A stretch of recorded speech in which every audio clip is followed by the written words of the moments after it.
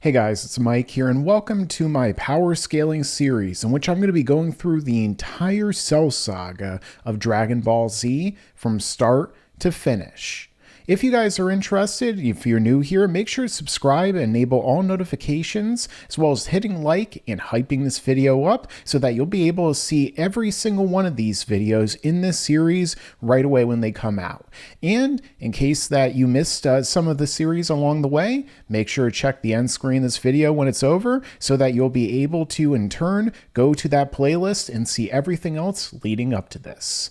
Now, before we begin, I also wanted to tell you about my book series, The Children of Aman, beginning with the first book, Nemesis of the Absence, a story of thieves who band together in the name of vengeance, using the fundamental forces of creation wielded by the main character, Seraph, a speaker. And you get to see a lot of things such as action, adventure, fight scenes, romance, cool powers, and that much more along the way. So if you're interested, make sure to go down below in the description and get your own copy, physical or digital, today. But with that being said, let's get directly into scaling the Cell saga. So the first thing that they notice is that his speed has gone up significantly. It's almost like 17 gave him more speed than anything else, which he mentions right here. He's way more impressed with his speed than anything. In the middle of a sentence, 16 punches him in the face and it does nothing. Normally, as we've seen many times here, it would do something, but instead it does nothing, which shows just how big of a difference here there is. Because after all, remember, just before we saw that 17 and Piccolo were fighting and that both of them were getting wrecked by Cell. And guess what? Piccolo fired this full power attack right at Cell's face, right at his body, and it did nothing to him. And then 16 can fight against Cell and have the better of him. But then 16 punches him probably as hard as he can right in the face when he's not even paying attention, and it does nothing.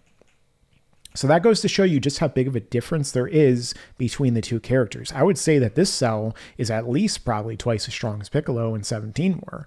And thus, as a result, he blasts him and he's able to easily have him defeated. He's not really even going all out until Vegeta shows up in a little bit. Now, when it comes to Cell's absorption, I don't think it's really just addition of the powers. I don't think this is Cell who just is plus 350, 375 million, whatever you want to say that 17 is. Instead, I would argue that his body not only adds the power, but then it reconfigures itself in the way that is the most beneficial in order to use that power, which is even better. It's like if you had all the strength of Arnold Schwarzenegger in your body, but then your body is like a scrawny, girly man, like he would say. Well, then suddenly you reconfigure your body and your power level to being where you are able to then in turn use it far greater than you were able to before. So that's what I think happened with Cell right here. Cell is way stronger than if he had just added 17 to his body. So I would say that he gets an even bigger boost than that. And so he's probably upper millions, upper hundreds of millions now, maybe even low billions. It depends on how you scale this story. But we see something else that happens here that kind of defies logic, right? Because after all, we just saw that 16 punched Cell in the face and it did nothing. Well, Tien says, screw power levels and screw you, Shin Kikoho. And, he turns a triangle into a square. And then what happens? He keeps blasting him and he is holding Cell down. Cell actually is screaming in pain. He is taking damage. This is not just a guy who's like, oh, well, I'm just going to play around and have fun and, slightly gently be pushed down to the ground. No. Tien blasts him over and over and over and over again, and he has scuffs and burns all over him. You could see right here, he is superficially damaged. So again, that tells us that Tien with the Shinki Koho was dealing so much damage to Cell that it was more than a punch in the face from 16 when he wasn't paying attention, which is higher than anything Piccolo could do with his Hellzone grenade, which could have theoretically killed Android 17, which means that, theoretically, if Tien was an idiot, he could have just killed the androids and this never would have happened. Very smart, Tien. Very smart. But at least Toriyama gave him his cool moment. And then he, face planted in the freaking ground. I mean, damn, Tien, it's better than what you do in Super. Also, Piccolo has way better regeneration now, apparently. But either way, Cell, well, he kind of is hanging out for now, trying to blow up some islands. Piccolo is also going to hang out too. But we see that Goku and Gohan are going to enter into the time chamber, and Vegeta and Torankasu, now they're getting ready to fight after they emerged from the chamber themselves with an even higher power level than before. So how strong are these two fighters then? Well, we're going to see right here when Vegeta shows up ready to fight against semi-perfect Cell. Now, when he shows up to the battle, what do we see? Now, in terms of his power level here, it's definitely going to be higher in his regular Super Saiyan grade 1 form. This is where we start to get into the grades, the higher grades of Super Saiyan. So the initial legendary Super Saiyan, and no, not Broly's, is grade 1 at this point.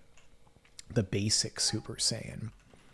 Now, notice how when he goes to fight against Cell, we are told that Vegeta, his strength has risen since 18 last fought him.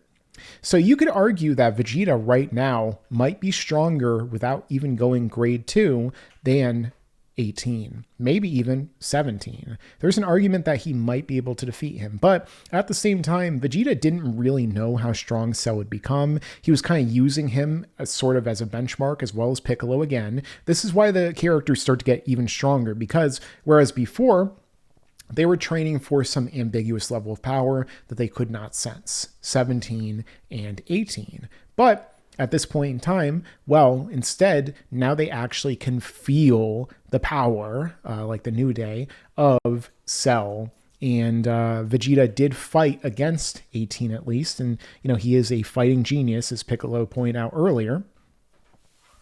And as a result, he is in turn able to get stronger and surpass even what Cell is capable of through the advanced training of the hyperbolic time chamber. Because he trained for 3 years in 100 times gravity, which is higher than the time chamber, but he didn't train with that in mind, and he also didn't train with the other rigors, the constant struggle that Vegeta has to be just living in that time chamber with his son for all that time.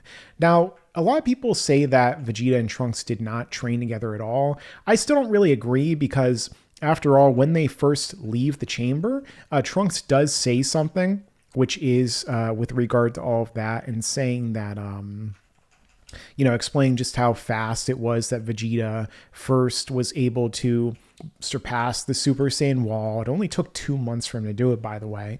But then he decided to keep going because he wasn't satisfied with its power and trained some more. So Trunks, I doubt, was just watching. I mean, after all, Vegeta knows how strong Trunks is too and everything. They probably had a little bit of sparring over time. That would also explain why their clothes are all messed up. So I don't think that Trunks literally just stood there and watched Vegeta the whole time like a lot of people in the fandom seem to think. And again, the super flashbacks indicate. I think that they actually did. It's just that Vegeta is so prideful, he kept it secret, and Trunks was able to develop his other form, grade 3, mentally in his mind, kind of like what we see Goku doing in this fight, in the fight against Trunks and Cell afterward. So you could argue that Vegeta right now is stronger than 17 and 18, at least stronger than 18, maybe. But when he goes and powers up to his next form, well, this is when it's absolutely clear that that's the case.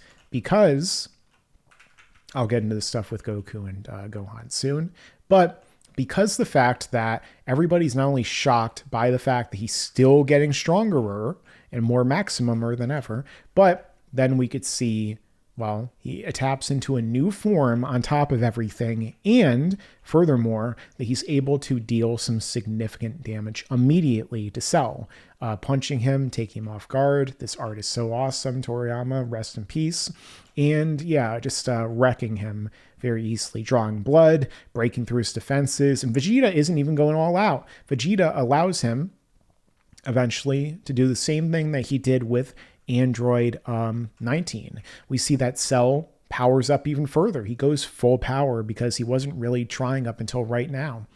And then it's kind of funny. We basically have the same thing that happens later on with Gohan in Cell. Toriyama borrowed from this scene. He's like, oh, is that all you have? Your power has gone up tremendously. So again, you could argue that if we're just going by power levels and stuff, that Cell might already be over 1 billion right now. But that means that Vegeta would have to be too. So again, these numbers, well, in many ways, they're kind of ambiguous. He lets him punch him in the face. Oh, is that the best you got? He's smiling. It's almost kind of like also what happened with Vegeta or with Goku on Namek. Goku allowed Frieza to blast him in the face, and he's like, oh, well, I won't even block. Why don't you blast me and see what you can do? And then he drew blood. Same thing here, low bloody lip.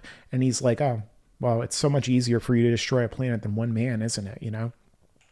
But at this point, how much stronger is Vegeta actually? Now, a lot of people over the years have tried to give power levels in terms of multipliers to the grades, but I think that that's slightly misguided here.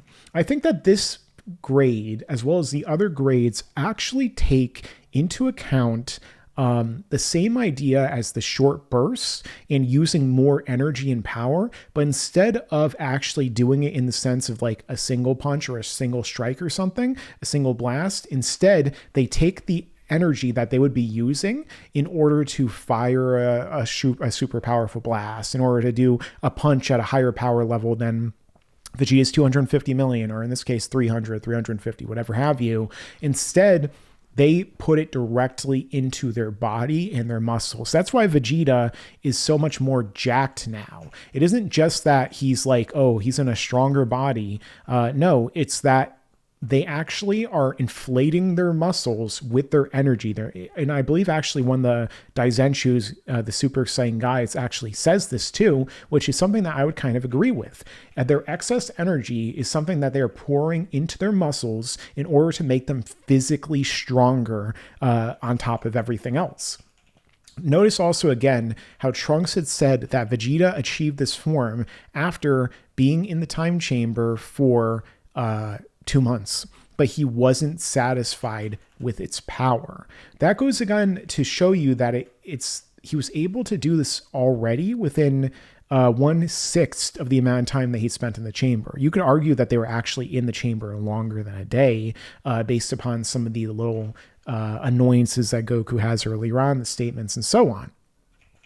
So with the case of Vegeta, Super Vegeta, as he calls himself, grade 2, I think that that's one of the biggest reasons. Vegeta, unlike Trunks, realized the limitations of this in the grade 3 form, insofar as the fact that the Ascended Saiyan and the Ultra Saiyan, as they call them in the fandom up until the grades became more widely known, they make you slower comparative to the power that you're inputting into your mass. So that's probably what Vegeta started to realize. He wasn't satisfied because he probably realized, wait, I'm stronger physically, but I'm slower now physically too. So he had to account for that in order to then in turn be able to get the power that he truly wanted to reach. And so that he would be able to dodge these attacks by Cell and actually hit him.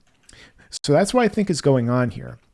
Vegeta is putting his energy into his muscles and making himself stronger, but it isn't just like a multiplier. It's not like he's 1.7 times stronger or 1.25 times or 1.5 times stronger than he was as Super Saiyan grade 1. He's actually he could potentially be way stronger than that. He could make himself 10 times, who knows how many more times, entirely based upon all of the additional energy that he's putting into his body and his muscles at the same time. It's all about stamina right now.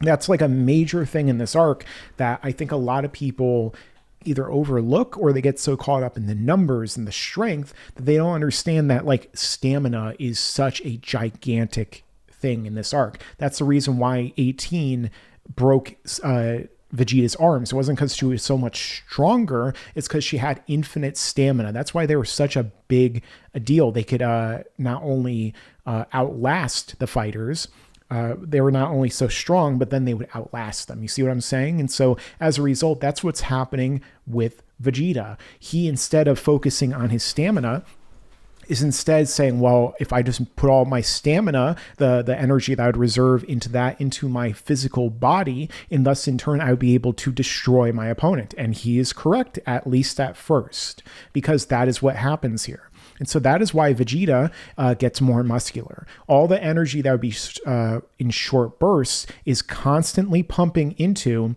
his muscles. Now I jump forward way too much, so let's keep going. But that's what happens. He's way more powerful than Semi-Perfect Cell, but then Semi-Perfect Cell is also weaker than Trunks, who at this point in time is weaker than Vegeta. Vegeta actually points this out, in fact, too.